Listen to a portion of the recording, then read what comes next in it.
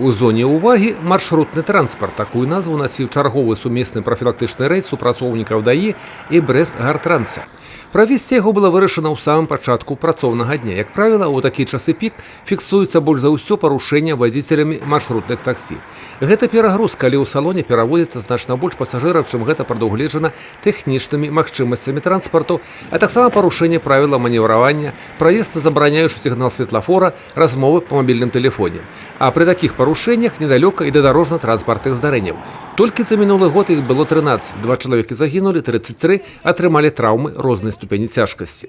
За нарушение правил дорожного движения к административной ответственности были привлечены около 1100 водителей, из них 480 в городе Бресте. Штодня ў Брэсце на маршруты выходзяць звыш 200 маршрутных таксі.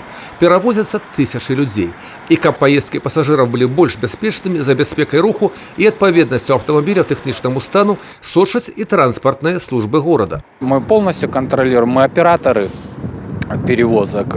Вызываем руководителей фирм, вызываем водителей, выставляется бальная система за нарушения, которые выявляются. У нас аккумулируется все нарушения, которые выявляются и сотрудниками ГАИ, и транспортной инспекции, и те нарушения, которые мы сами выявляем.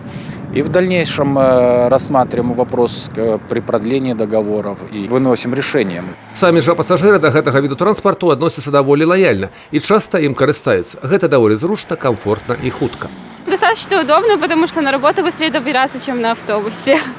Через смартфон по приложению просто заказываешь, видишь, где находится такси, через сколько приедет. Маршрутчики 6-го маршрута, мне водители там нравятся все практически, потому что и и внимательные, и так, чтобы возили, чтобы там падал с сидений, как есть. Более-менее вежливо относятся. Ну, единственное, бывает иногда, кажется, таксичка такая старенькая, уже неудобная для пожилых людей, конечно, там и зайти в таксичку, и выйти там с этого, ну, которые маршрутные такси, такие уже более новые. Нормально, удобно. Штрафныя санкцыі для маршрутных таксі за парушэнне правіла перавозкі пасажыраў даволі сур'ёзныя. За першы раз да 4 базавых велічынь, паўторна да 8.